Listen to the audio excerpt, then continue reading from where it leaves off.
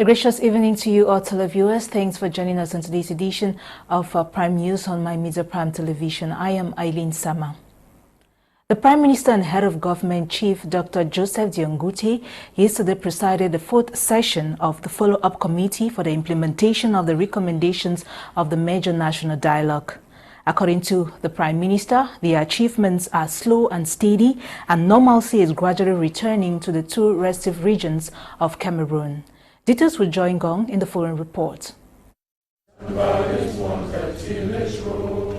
After three previous sessions which held respectively in September 2020 in Yaoundé, September 2021 in Boya and October 2021 in Bamenda, the fourth session of the Follow-Up Committee for the recommendations of the Major National Dialogue was held on Thursday, August 4, 2022 in Yaoundé. Presided at by Prime Minister Chief Dr. Joseph Diongute, the session sought to evaluate the achievements so far and discuss the possible return of peace in the two English-speaking regions of Cameroon in crisis for the past 6 years.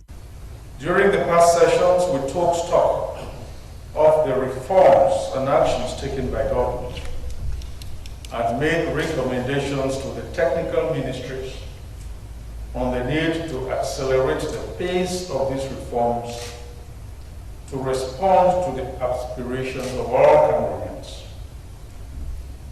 Since our last meeting in Bamenda, there has been significant progress aimed at assuaging the grievances of all Cameroonians and particularly those of the southwest and northwest regions.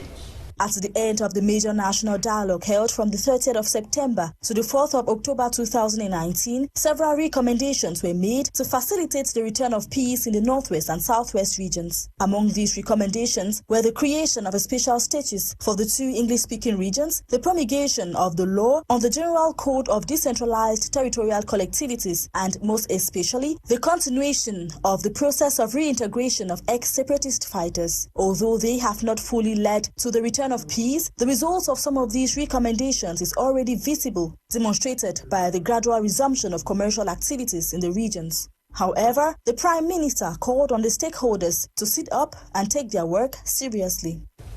Brasseries to Cameroon brands, which were completely out of the market in those two regions, have found their ways into the bars and the off-licenses. Petit trading and trans-border trade are thriving. Road transportation is becoming more and more fluid, except in some enclaved areas where there are still challenges. One of the major projects that stands tall is that of the Kumbai-Kudutiti Road, which was torpedoed by terrorist activities a few years back. Notwithstanding, President Forba, in his usual magnanimity, has ordered the engineering corps, the B, to take over the work on this road. Same scenario with the Bamenda-Babaju Road, which has been given to local construction companies that have a mastery of the terrain. As far as the separatist fighters are concerned, many have come to the realization that, in quote, my trip to Boya is a chimerical dream, and have abandoned the fight. Cowed by the military presence and fight of our many separatist fighters have transformed themselves into fighters from bandits. The population is gradually rejecting and denouncing the separatist polarizing rhetoric and separatist propaganda. They denounce kidnapping, wanton and unwarranted killings and other forms of cruelty, witch hunting, vendettas, and the installation of a climate of terror. The people are fed up. In some localities, the population denounced separatist fighters to the military and chased them out of their villages. There is no longer a hiding place for many of them. Participants during this fourth session included administrators and regional authorities of the northwest and southwest regions, as well as from the diaspora. For over 6 hours, they exchanged on different strategies to bring back peace, still in the light of the Major National Dialogue. The message we will bring up here is a bit twofold. I came here with two main messages. First of all, I request that we should be given the content of the special status, irrespective of how they choose to call it. From the SDF point of view, we want a federation. But if they do not want to call it a federation, then we should be given a satisfactory content. Secondly, I am from the diaspora and I plead on the government to grant amnesty to those abroad as they have done to the ex-fighters on the ground. Members of the follow-up committee are returning to their various areas of jurisdiction with recommendations on how to act efficiently and planned for a better implementation.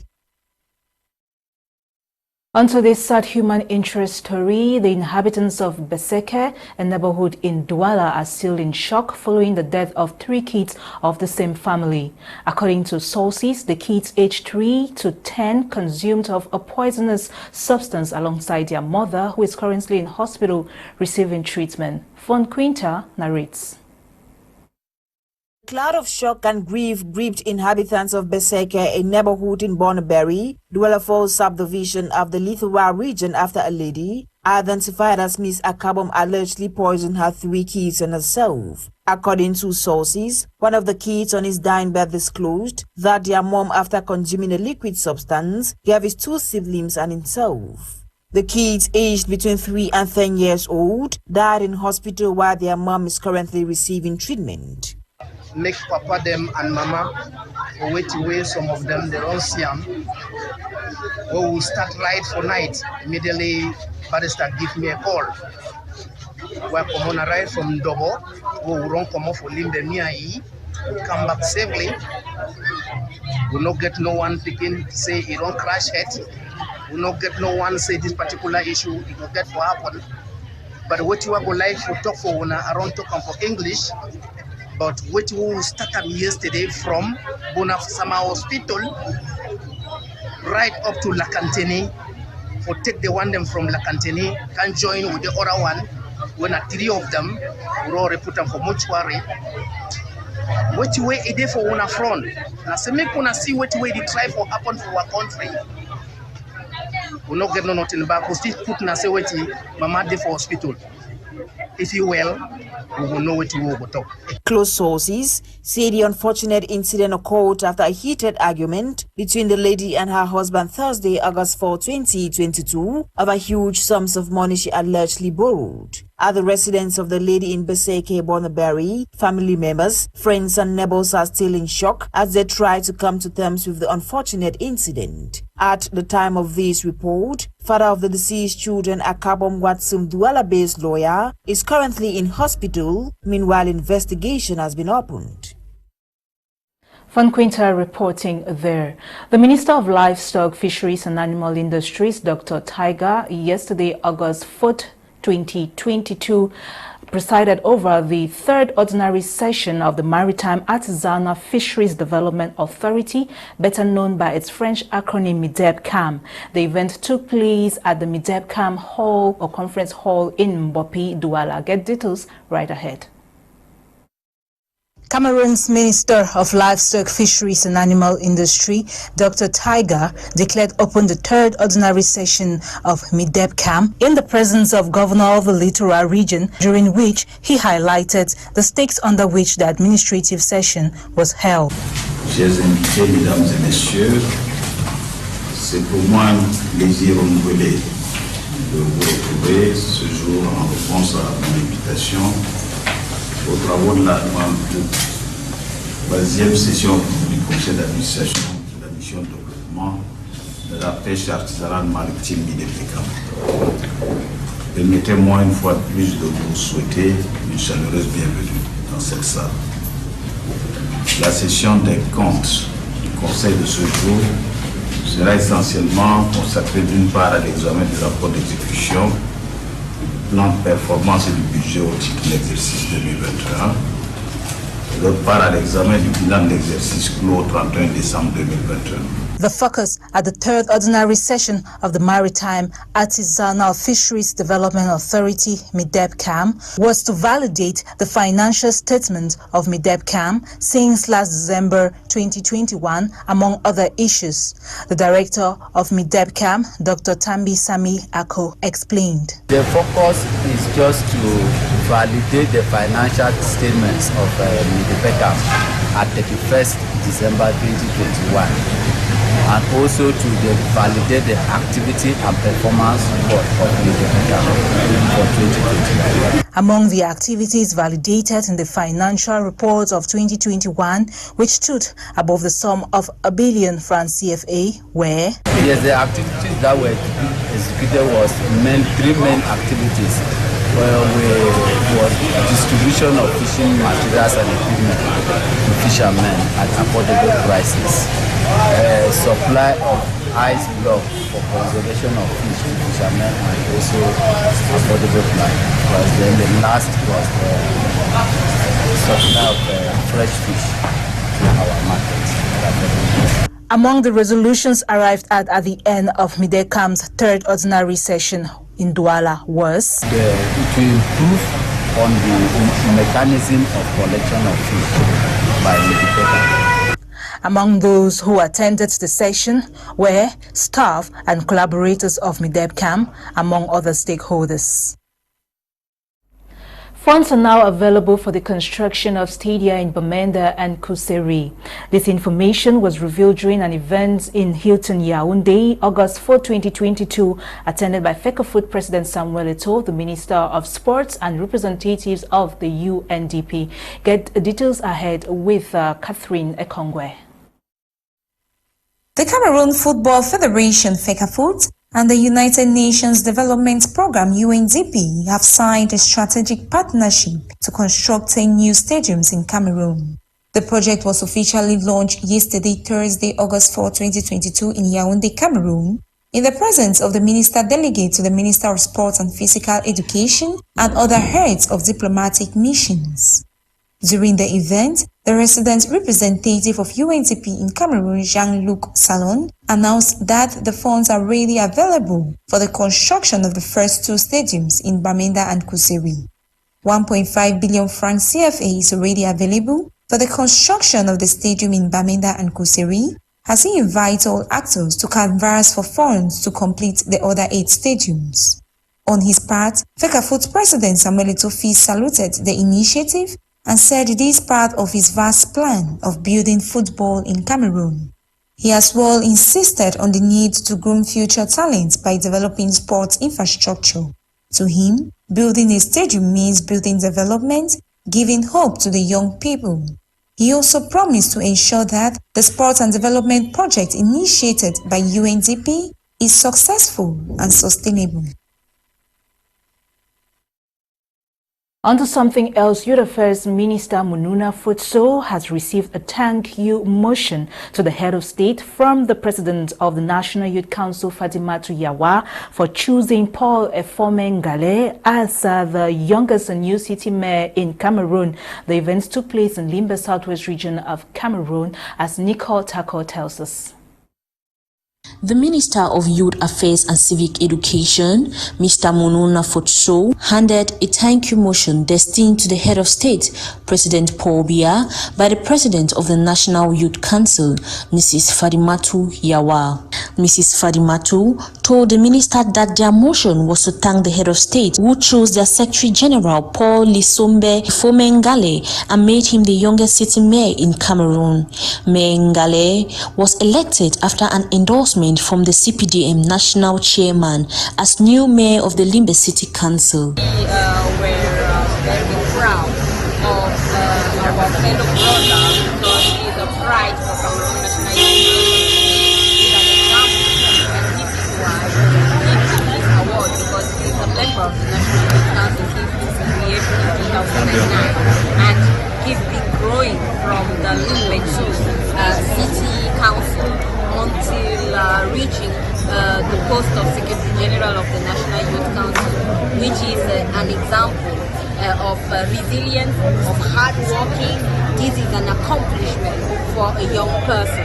So we need to sensitize more of the Cameroonian young people to take the Cameroon National Youth Council as a structure very seriously. After receiving the motion, Minister Mununa thanked the members of the National Youth Council and urged them to continue to remain steadfast to the ideals of peace and national unity being propagated by the head of state. Ceremony of gratitude also. Gratitude to the head of state, Excellency President Forba. And I'm sure that the youth gathered here, it is one young girl or a young man who is able to give us a special some address to the head of state, a song of gratitude or a message. Mayor Efomengale was very thankful to his fellow youth council members for their gesture and to the Minister of Youth Affairs who had to spare time to come to Limbe to receive the motion from the youth. He used the occasion once more to thank the head of state, President Forba. I want to first of all very honored. At the same time, I'm humble for what the youth council have done to me, for the service that I render. I never know they are watching. And today they have come to tell me congratulations and also encourage me for what I am today. The youth council has trained me a lot of youth, and also an eloquent proof what the youth council has done and what the head of state also done. The head of state has made promises to elevate youth in various positions, and I'm a testimony to that promise. The city mayor was also congratulated by his peers with an award for his success, which has helped to inspire them to be more committed in fostering the ideas of the head of state, Forba. Let's now talk health. The benefits of breastfeeding to both mother and child is said to be a blessing. Nonetheless, poor hygiene during the process can slow down progress and interfere with these benefits. Bokenga Worthy tells us this and more in the following report. Appraised to be the most vital nutrition for newborns and their health, breastfeeding, if not properly practiced, can birth many a different hindrance during the process. During breastfeeding your baby, you should also ensure that the entire nipple is found in the baby's mouth. When mothers are breastfeeding, they should give breastfeeding their full attention. They should avoid being distracted during breastfeeding. They should look at their babies and ensure that their nipples are actually in the baby's mouth and not in the nostrils or in the ears. So they should always ensure that if the baby does not grasp the nipple entirely, it will make the woman to have wounds, what we call sore breasts. It can make the woman to have wounds around the breast, which will alter the breastfeeding process, and it also alter the rate at which breast milk is being given to the baby. So mothers should always ensure that so that they prevent themselves from having wounds around their nipples during breastfeeding.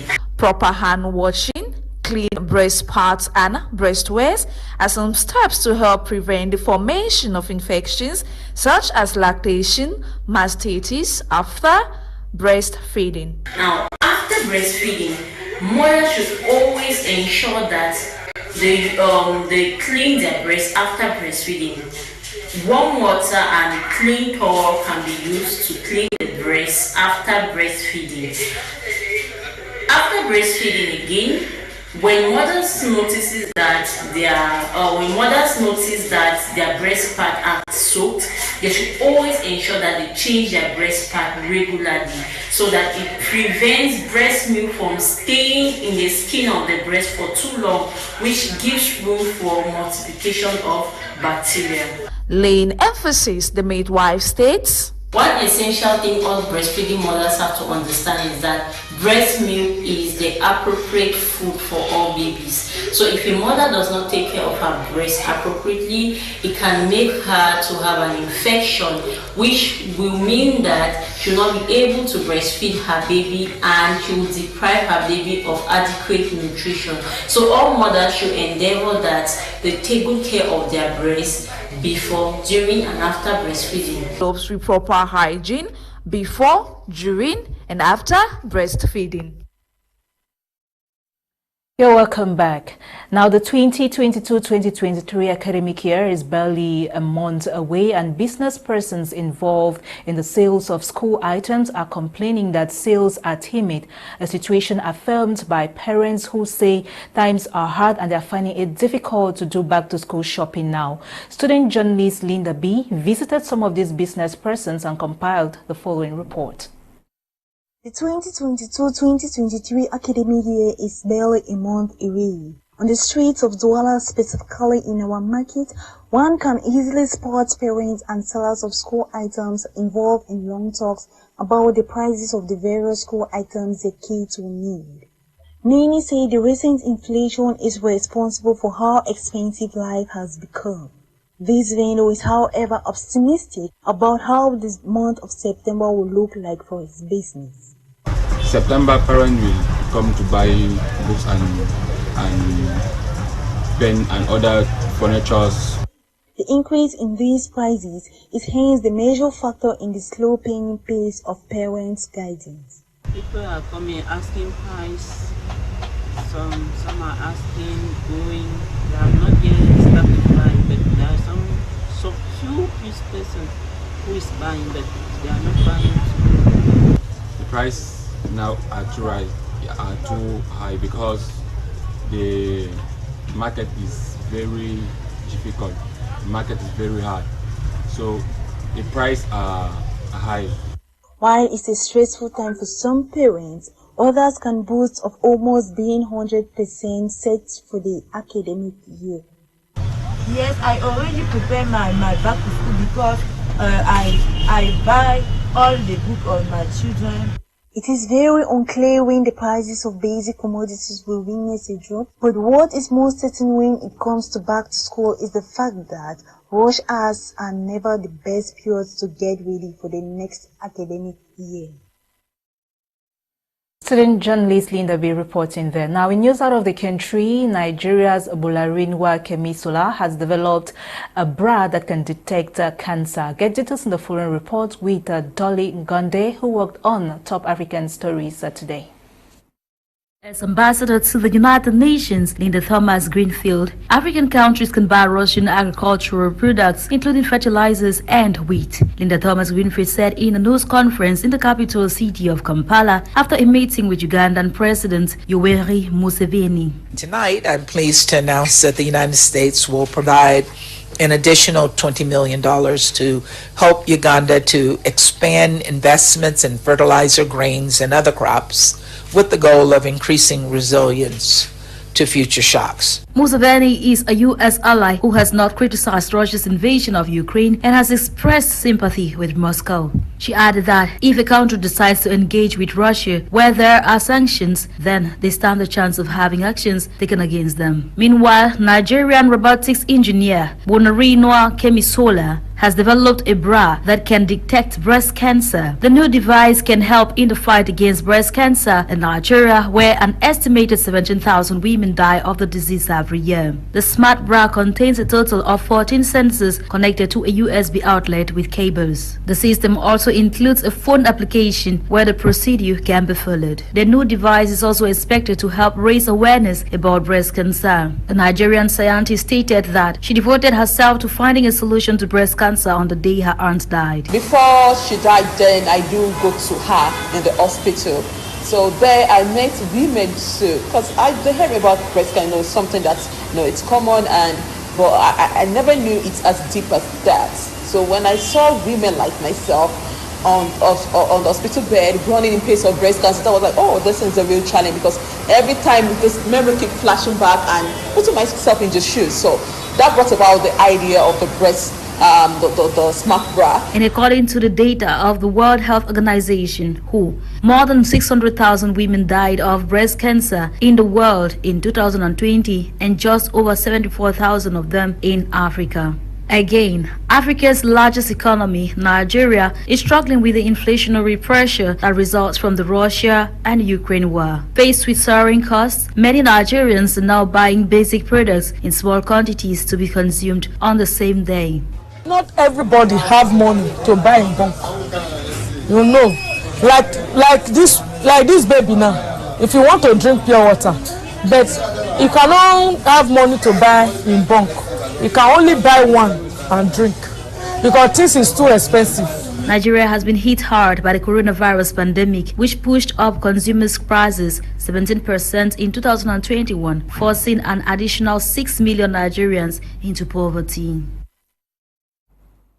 Darling God, this report concludes today's edition of Prime News on My Media Prime Television that was produced by Akeba, Desmond. The news was compiled and coordinated by Editor-in-Chief Tata. I have been Eileen Sama, thanking you all for viewing and staying with us for the entire week. Up next is Prime News. Enjoy and have a blessed weekend. Bye for now.